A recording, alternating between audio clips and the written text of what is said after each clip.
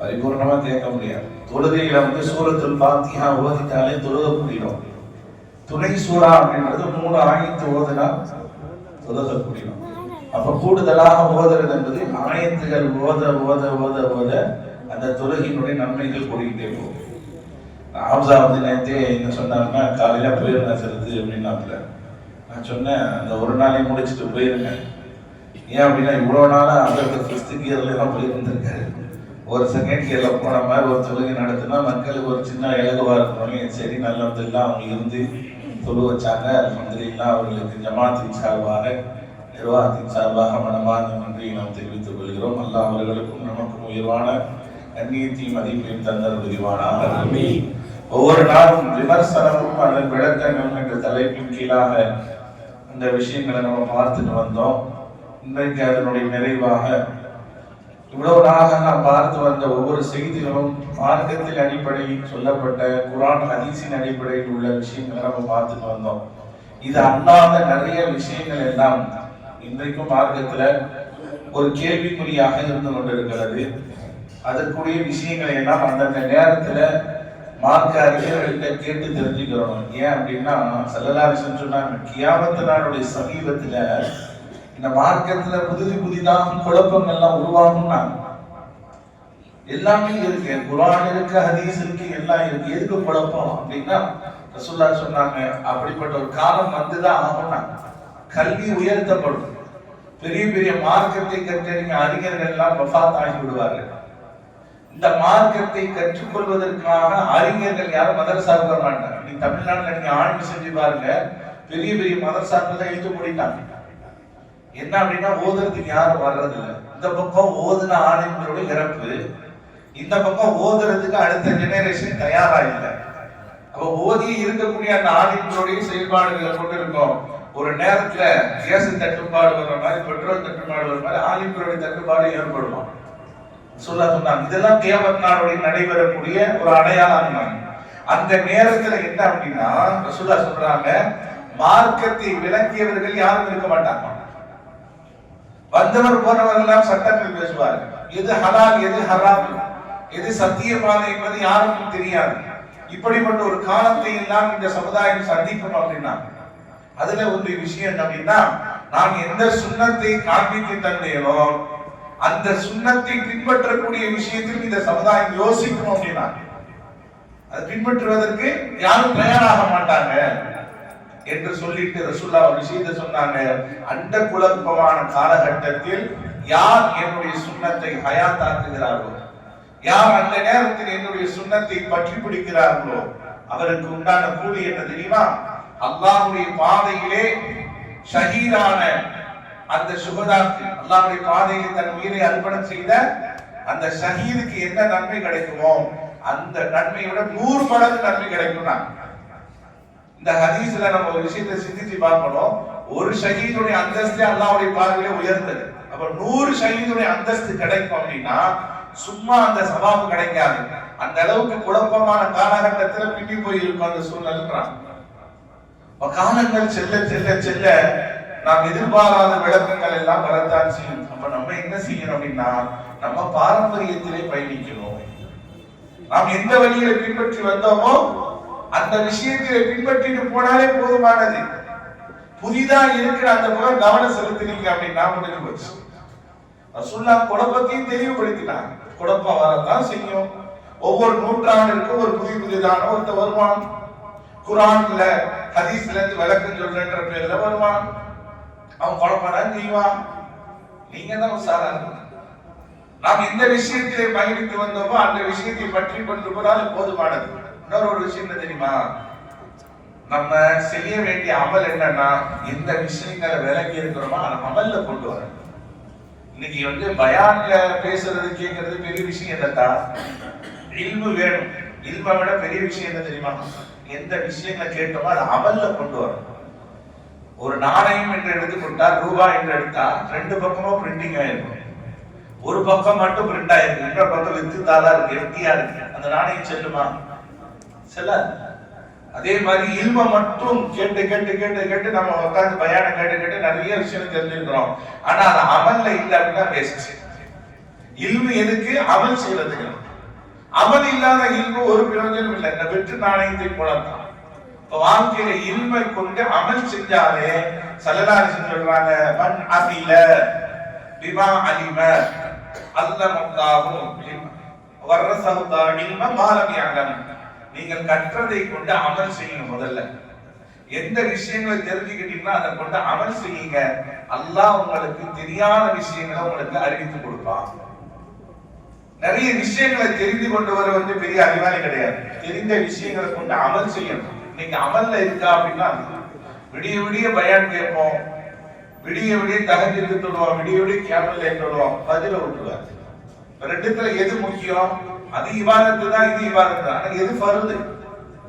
ஃபர்து எதுவும் அதுதான் நம்ம முக்கியத்துவம் கொடுக்கணும். ரெண்டாவது நஃபில். ஃபர்ல விட்டு போட்டு ஒரு முட்டை நஃபில் செய்யறது பிரயோஜனம் இல்லை. ஃபர்து என்பது கட்டாயமானது. இன்னைக்கு எது ஃபர்து எது சுன்னத்து? சுன்னத்துல எது கட்டாயமான சுன்னத்து, நஃபிலான சுன்னத்து, எது வாஜிபு? வாஜிபை விட்டா என்ன குற்றம்? இதெல்லாம் நமக்கு தெரியுதா அப்படின்னா நிறைய பேருக்கு அப்படின்னா என்ன கேட்கிறாங்க. சில விஷயங்களை நம்ம விளங்கிதான் அமல் செய்யணும். அந்த விஷயத்துல ஒரு விஷயத்தை செய்யறதுக்கு முன்னாடி இது ஃபர்தா ஃபர்ல இல்லையா என்பதை நம்ம தெரிஞ்சு செய்யணும். இதான் கேள்வி. இன்னைக்கு பாத்தீங்க அப்படின்னா நிறைய இல்மு சார்ந்த விஷயங்களை தெரிஞ்சுக்கிடுவாங்க. அப்படியாங்க அந்த புக்கு கிதாப ஹதீஸ் ஹதீஸ் எல்லாம் படிப்பாங்க. ஆனா ஃபர்ல சர்வசாதாரணமா விட்டுட்டு இருப்பாங்க. என்ன இன்ஷால்லா தொழுகை ஆரம்பிக்கலாம்னு இருக்கிறேன், ஆனா பயான் பேச ஆரம்பிச்சா தூத்துருவாங்க எதிர்க்க உள்ளவங்க. இந்த குர்ஆன் இந்த ஹதீஸ் இந்த ஆயத்து அப்படியாங்க அமல் இருக்காது. அதான் அல்லாஹ் சொல்றான், அமல் இல்லாத இல்மு வேஸ்ட். வாழ்க்கையில தெரிஞ்ச விஷயங்களை அமல்ல கொண்டு வந்தாலே போதுமானது. அதே போல நபி அவர்கள் சொன்னார்கள், நீங்கள் முடிந்த அளவிற்கு எவ்வளவு மார்க்கத்தை பேண முடியுமோ பேணி நடந்துக்கோங்க. உங்களால என்ன சக்தி? அவன் இந்த தொழுவா செய்யறான், நான் தொழுவது. அவன் ஒழுங்காவா நடக்கிறான், நான் ஒழுங்கா நடக்கிறது. அவன் நியாயமாவா வியாபாரம் பண்றான், நான் நியாயமா நடக்கிறது. இந்த வார்த்தைகளே இருக்கக்கூடாது. ஸல்லல்லாஹு அலைஹி வஸல்லம் என்ன சொல்றாங்க? நீ உன்னுடைய அமலை பாரு. உன்னுடைய அமல் உன்னுடைய கபருக்கு தேவையான, மறுமைக்கு தேவையான, நன்மை தீமை தராசு இடப்படக்கூடிய அந்த தேவைக்குண்டான அமலை தேவை. அவர் வேறு ஏதாவது ரகசியமான முறையில் ஒரு அமல் செஞ்சிருக்கலாம். அதன் மூலமாக அல்லாஹ் அவரை மன்னிச்சு சொல்லிக்கிறதுக்கு அனுப்பலாம். அது நமக்கு தெரியாது. இல்ல அவன் பாவியாகவே இருந்தா கூட அவனை நரகத்துல தூக்கி போடலாம். அது அல்லாஹ்வுக்கு அவனுக்கு வித்தியாசம். ஆனா நம்ம அவனை பேஸ் பண்ணி நம்ம இபாதத்துக்கு நடந்துடக்கூடாது. அதனாலதான் ஸல்லல்லாஹு அலைஹி வஸல்லம் சொன்னாங்க ஒரு ஹதீஸ்ல, நீங்கள் முடிந்த அளவுக்கு எவ்வளவு அமல் செய்ய முடியுமோ செஞ்சுக்கோங்க. மஸ்ததஅத்தும், உங்களுக்கு எவ்வளவு சக்தி வர முடியுமோ மார்க்கத்தினுடைய விஷயங்களை எதை தெரிஞ்சுக்கோ அதை கொண்டு அமல் செய்யுங்க. அதுக்கு மேல அல்லாஹ்வுடைய கருணை கொண்டு நம்ம சொர்க்கத்துக்கு போகலாம். ஆனால் என்ன விவாதங்கள் இருக்கக்கூடாது, விதண்டாவாதங்கள் இருக்கக்கூடாது. இன்னைக்கு என்ன அப்படின்னா, ஒரு ஃபர்த தொழுதுட்டு 10 நன்மையை சம்பாதிச்சுட்டு வெளியே போனா மார்க்கெட்ல பேசுறேன்ற பேர்ல கண்டதையும் பேசி 100 தீமையை சுமத்து தான் வீட்டுக்கு போறாரு. அப்ப என்ன ஆச்சு அப்படின்னா இபாதத்தை செஞ்சு பிரயோஜனம் இல்லை. ஸல்லல்லாஹு அலைஹி வஸல்லம் அவர்கள் ஒரு விஷயத்தை சொல்லுவாங்க, அமல் செஞ்சு நன்மையை சம்பாதிக்கிறது பெரிய விஷயம் அல்ல. நன்மையை செஞ்சு நல்ல அமல் செஞ்சு நன்மையை சம்பாதிக்கிறது பெரிய விஷயம் அல்ல. தீமையை செஞ்சு நன்மையை அழிச்சிடக்கூடாது. ஏன்னா மறுமை நாளையில ஒரு கூட்டம் வரும். ரசூலுல்லாஹ் கேட்டாங்க, முஃப்லிஸ் என்றால் யாரு தெரியுமா? முஃப்லிஸ் ஏழை என்பவர் யார் தெரியுமான்னு நாங்க சொல்லலாம். அப்ப சஹாபாக்கள் சொன்னாங்கன்னா, யார்கிட்ட பணம் இல்லையா, காசு பணம் இல்லையா, அவன் தான் ஏழை அப்படின்னா. அது துன்யாவுல உள்ள ஏழை. மறுமை நாளையில மஹ்ஷர் மைதானத்துல ஒரு கூட்டம் ஏழைன்னு வரும். அவங்க யாரு தெரியுமா? உலகத்துல வாழும் போது ஈமான் கொண்டவங்க தான், முஸ்லிம்கள் தான், 5 வேளை தொழுதவர் தான், நோன்பு வச்சு இபாதத்தை செஞ்சவர் தான், பெண்ணும் பெரிய மலையை போல நன்மை கொண்டு வருவாரு. ஆனா ஏதாவது யாருக்காவது தீமையை பேசி குற்றத்தை செஞ்சு அநியாயம் பண்ணி இந்த மாதிரி பாவத்தோடையும் வருவாரு. அதனால யாருக்கு இவர் அநியாயம் பண்ணாரோ அந்த அநியாயத்தை அல்லாஹ் பகரம் தீர்ப்பதற்காக இவருடைய நன்மை எல்லாம் புரிஞ்சு அவர்கிட்ட கொடுத்துருவான். ஒருத்தர் அநியாயமான முறையில பழி சுமத்திருப்பாரு, அந்த பழி தீர்ப்பதற்காக அல்லாஹ் இவருடைய நன்மை எடுத்து அவன் மேல சுமத்தி. ஒருத்தர் பொய் சாட்சி சொல்லி இருப்பாரு, இல்ல அநியாயமான திட்டி இருப்பாரு, அவர் மீது ஏதாவது குற்றமுறைகளை பழி சுமத்திருப்பாரு. இப்படியா பாவத்தையும் செஞ்சு வச்சுக்கிட்டு வந்திருப்பாரா, இவருடைய நன்மையை பூரா அல்லாஹ் முடிங்க எல்லாத்தையும் அவர் மேல சுமத்திடுவான். இதுக்கு அப்புறம் அவருடைய பிரச்சனை ஓஞ்சா பிரச்சனை இல்லை. ஆனா நன்மையை விட இன்னும் பாவத்தை அவர் சுமந்துட்டு வந்தாருன்னா இவர்கிட்ட இருந்து புடுங்கிறதுக்கு எந்த நன்மையும் இல்லைன்னா அடுத்த கட்ட நடவடிக்கை என்ன தெரியுமா அல்லாஹ் செய்வா? யாருக்கு இன்னும் அநியாயம் செஞ்சவரா இருந்தாரோ அவருடைய பாவத்தை தூக்கி இவர் தலையில கட்டப்படும். அவருடைய பாவ சுமைய இவர் தலையில கட்டப்படுமா. கடைசியில பெரும் பெரும் நன்மையோட வந்து கடைசியில நன்மையை இழந்து அவர் பாவத்தை இவர் தலையில சுமந்து கடைசியில பாவியா போறாரு. இவர் தான் முஃப்லீஸ், இவர் தான் ஏழை என்று நபிகள் நாயகம் ஸல்லல்லாஹு அலைஹி வஸல்லம். அப்ப பாருங்க, அமல் செய்யறது ஒரு பக்கம் இருக்கிறது, ஆனா அந்த அமலை அழித்து விடாமல் பாதுகாப்பதுதான் பெரிய விஷயம். தேவையில்லாத விஷயங்களை விட்டு நாம் தவிர்த்திருந்தோம் என்றால் இது போன்ற நன்மையை இழக்கக்கூடிய ஒரு அமல நிலை ஏற்படாது. ஆகையால் வாழ்க்கையிலே கேட்ட விஷயங்களை அமல் செய்தாலே அல்லாஹ் தஆலா நம்முடைய வாழ்க்கையில செழிப்பாக்கி தருவான். நம்முடைய ஞானங்கள் அல்லாஹ்வின் பக்கத்துல நமக்கு கிடைக்கும். அல்லாஹ் என்ன செய்வான், நல்லடியார்களுக்கு சில விஷயங்களை செய்யாம தீமை உனக்கு கெடுதி அப்படின்றத கல்வில போடுவான். அந்த அளவுக்கு நம்ம இபாதத்துல அல்லாஹ்வுடைய தக்வாவோட இணைஞ்சிருக்கணும். நான் ஒரு விஷயத்தை செய்யலாம் போன இதுக்கு ஏதோ ஒன்று மாதிரி அப்படின்னு சொல்லுவாங்க, அது சொல்ல தெரியாம இப்படிப்பாங்க, ஏதோ ஒண்ணு அப்படின்பாங்க. அது ஏதோ ஒண்ணு இல்ல, அல்லாஹ் கல்வில போடக்கூடிய எதுகாமியத்துப்பாங்க, மன உதிப்பு.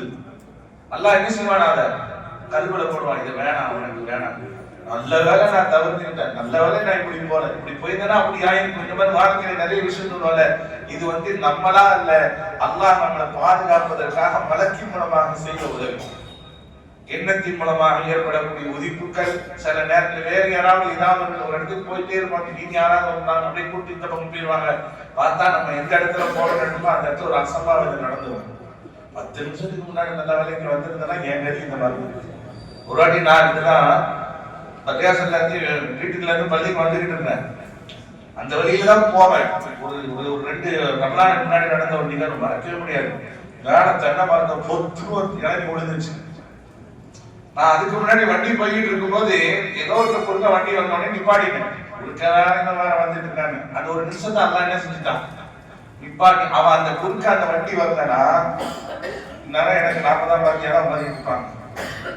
எதுக்கு சொல்ல வரேன்னா, ஒரு அசம்பாவிதம், ஒரு ஒரு விபத்து ஏற்படக்கூடிய ஒரு நிலை. இது வந்து என்னுடைய திறமை கொண்டல்ல, அல்லாஹ்வுடைய பாதுகாப்பு. அல்லாஹ் மலக்குமார்களை கொண்டு என்ன செஞ்சிருந்தான், ஒரு பாதுகாப்பு ஏற்படும். இதே மாதிரி உள்ளத்தில் ஏற்படக்கூடிய உதிப்புகள் கூட நல்லடியாருக்கு அல்லாஹ் வெளிப்படுத்தக்கூடிய கிஃப்ட். அதுதான் நம்ம பெறணும். அந்த பெறணும் அப்படின்னா அமலியத்தின் மூலமாக, தக்குவாவின் மூலமாக நம்ம அடையணும். அதுதான் பெரிய ஒரு பாக்கியம். அதைத்தான் நம்ம அடைவதற்கு முயற்சி செய்ய வேண்டும். ஆகையால் வாழ்க்கையிலே அதிகமான விஷயங்கள் விவாதத்தில் ஈடுபடக்கூடிய மேன்மக்களாக நாம் இருக்கணும். அதே போல சொல்லிட்டு வந்த செய்திகள் எல்லாம் ஒரு சில விஷயங்களை தான் நம்ம விளக்கம் சொல்லி இருக்கிறோம். இது அல்லாத நிறைய விஷயங்கள்லாம் இருக்கு. தெரியல அப்படின்னா மார்க்க அறிஞர்கிட்ட கேளுங்க. கேட்டுட்டு அதுக்கப்புறம் இதை செய்யலாமா வேணாமா அப்படின்ற அடிப்படையில முடிவெடுக்கணும். நம்மலாம் வந்து என்ன செய்யணும், இன்னைக்கு எல்லாம் யூடியூப்ல போய் கண்ட பயானி கேட்டு கண்ட விஷயங்களும் மண்டையில ஏற்றிட்டு உட்கார்ந்தனாலதான் இன்னைக்கு எல்லாம் மனம் போட போக்குல இன்னைக்கு மார்க்கன்ற பேர்ல போக ஆரம்பிச்சாங்க. இது வந்து என்ன அப்படின்னா இதான் குழப்பம். எல்லாரும் என்ன சொன்னாங்க, கடைசி நேரத்துல வஃபாத் ஆகும்போது உயரமான ஒரு மாடியில ஏறி போய் எல்லாரும் சொன்னாங்க, ஃபித்னாக்கள் இறங்குறத நான் பார்க்கிறேன். நான் வானத்தை நோக்கி, எந்த விதமான டெக்னாலஜி இல்லாத காலம், சுல்லாவுடைய காலம். வானையில இருந்து பார்த்தாங்க, கட்டுக்கள் பேசும், ஃபித்னாக்கள் மலை போல் இறங்குவதை நான் பார்க்கிறேன் அப்படின்னா. அதுதான் சேட்டலைட்ல இருந்து நீங்க ஒரு டிஷ்ல இருந்து வெளியாகக்கூடிய ஆண்டனா டிஷ்ன்ற பேர்ல இன்னைக்கு நம்ம யூஸ் பண்ணக்கூடியது. இன்னைக்கு அந்த நெட்வொர்க் தான் நீங்க நம்ம பெரிய ஃபித்னாக்கெல்லாம் ஆளாக்கியது. இன்னும் போகும், இன்னும் போகும். பயணிக்கக்கூடிய காலம் இன்னும் வேகமாக இருக்கும், இன்னும் ஃபித்னாக்கள் இருக்கும். நாம பாரம்பரியத்திலே பயணித்தால் எந்த விதமான குழப்பமும் இல்லை. அல்லாஹ் பாதுகாப்பதற்கு நான் வழியையும் வச்சிருக்கிறான், நம்ம கையில தான் இருக்கு. புதுசை கண்டோடனே திரும்பிடாது. புதுமை என்பது ஒவ்வொரு காலகட்டத்தில் உருவாகக்கூடியதுதான். நமக்கு பாரம்பரியம் என்னவோ அதில் தான் நாம் பயணிக்க வேண்டும். அதுதான் ஸல்லல்லாஹு அலைஹி வஸல்லம் சொன்னாங்க, நானும் என்னுடைய தோழர்களும் அவர்களை பின்பற்றி வந்த நல்லடியாரும் கியாமத் நாள் வரையும் இருப்பாங்க. அவர்கள் பின்பற்றக்கூடிய கூட்டமும் இருக்கும். அந்த கூட்டத்துல நீங்க சேர்ந்து பின்பற்றி நடங்க. பல கூட்டங்கள் வரும், பிரிஞ்சு போயிடாதீங்க என்பதை நபி அவர்கள் நமக்கு சொல்லி இருக்கிறாங்க. அதே போல இன்னொரு ஒரு விஷயம், குர்ஆன்ல இருக்கா ஹதீஸ்ல இருக்கா என்பதை மட்டும் நம்ம பார்க்க கூடாது. ஏன்னா நல்லடியார்களுக்கு அல்லாஹ் ரசூலும் கனவின் மூலமாக சில ரகசியங்களை சொல்லி கொடுப்பாங்க. வலிமாருடைய கனவுல, நல்லடியாருடைய கனவுல அல்லாஹ்வுடைய தூதர் ஸல்லல்லாஹு அலைஹி வஸல்லம் அவர்கள் சில ரகசியமான செய்திகளை சொல்லி கொடுப்பாங்க. இப்படி நடங்க அப்படின்னு. அந்த விஷயங்களை சமுதாயத்துக்கு எடுத்து சொல்லுவாங்க. அதை பின்பற்றி வந்த செய்திகளும் நம்ம வாழ்க்கையில் இருக்கும். அதனால இதையும் பின்பற்றி நடக்கும். அதனாலதான் குர்ஆன்ல நல்லோர்களின் வழியும் தான் அல்லாஹ் சொல்றான். ஏன் குர்ஆனுடைய வழின்னு சொல்லல அப்படின்னா, குர்ஆனுடைய வழியில் வந்தவங்க தான் அவங்க. அவர்கள் மூலமாக சமுதாயத்துக்கு நிறைய விஷயங்கள் வெளிப்படும். அதையும் நீங்க பின்பற்றி நடக்கணும் என்பதை தான் நமக்கு சொல்லி காட்டப்பட்ட விஷயம். அதே போல இன்னொரு பணிவான ஒரு வேண்டுகோள், உங்களுக்கு என்ன டவுட்னாலும் நீங்க என்ன செய்யுங்க, எழுத்தின் மூலமாக கூட கேளுங்க தாராளமா. அதற்கு இந்த மாதிரி ஒரு விஷயம் இருக்கு, இது என்ன மார்க்கெட்ல என்ன சொல்லப்பட்டிருக்கு, இதுக்கு என்ன ஆதாரம், இதை செய்யலாமா வேணாமா, தாராளமான ஒரு கேள்வி கேளுங்க. டைரக்டா சொல்ல முடியும் அப்படி நீங்க கடிதத்தின் மூலமாக எழுதி கொடுங்க. இதுக்கு என்ன விளக்கம் அப்படின்னு சொன்னா அதுக்கு முன்னாடி விளக்கங்களை நம்ம யாரையும் திட்டுறதோ சாடுவதோ அவருடைய குறை பேசுவதோ நமக்கு நோக்கம் இல்லை. தெளிவு என்ன, அதனுடைய விளக்கம் என்ன, என்ன ஆதாரம், செய்யலாமா வேணாமா. நாம் பல தடவை நாம் ஆண்கள்கிட்ட கேட்கிறோம், பெண்கள்கிட்ட கேட்கிறோம். நீங்க உங்களுடைய சந்தேகங்களை தாராளமான முறையில கேளுங்க. இன்ஷா அல்லாஹ் உங்களுக்கு பதில் கொடுக்க நாம் தயாராக இருக்கிறோம். அல்லாஹ் தஆலா அதற்கு உண்டான கல்வி நமக்கு தந்திருக்கிறார். நாம் உஸ்தாத் மூலமாக விளக்கம் தர தயாராக இருக்கிறோம். நீங்க என்ன தலைப்பினாலும் சரி, இது விளக்கம் கொடுக்கனாலும் நம்ம அதை பத்தி பேச தயாராக இருக்கிறோம். கடிதத்துல கூட தாராளமா எனக்கு அதுதான் ஆதாரம், இந்த கேள்வி வந்திருக்கு, அதுக்கு மேல டேட்டை மட்டும் போடுங்க. இப்படிக்கு கீழே உங்க பேரை போட்டாலும் தெரியுதா, இல்ல மொட்டை கடிதாசம் கொடுத்தாலும் பிரச்சனை இல்லை. எனக்கு தேதியும் சேர்த்தையும் கொடுத்தா அதற்குண்டான விளக்கங்களை சொல்ல தயாராக இருக்கிறோம். வல்லோன் அல்லாஹ் தஆலா புரிந்து செயல்படக்கூடிய ஆற்றலை நமக்கு தந்த புரிவானாக.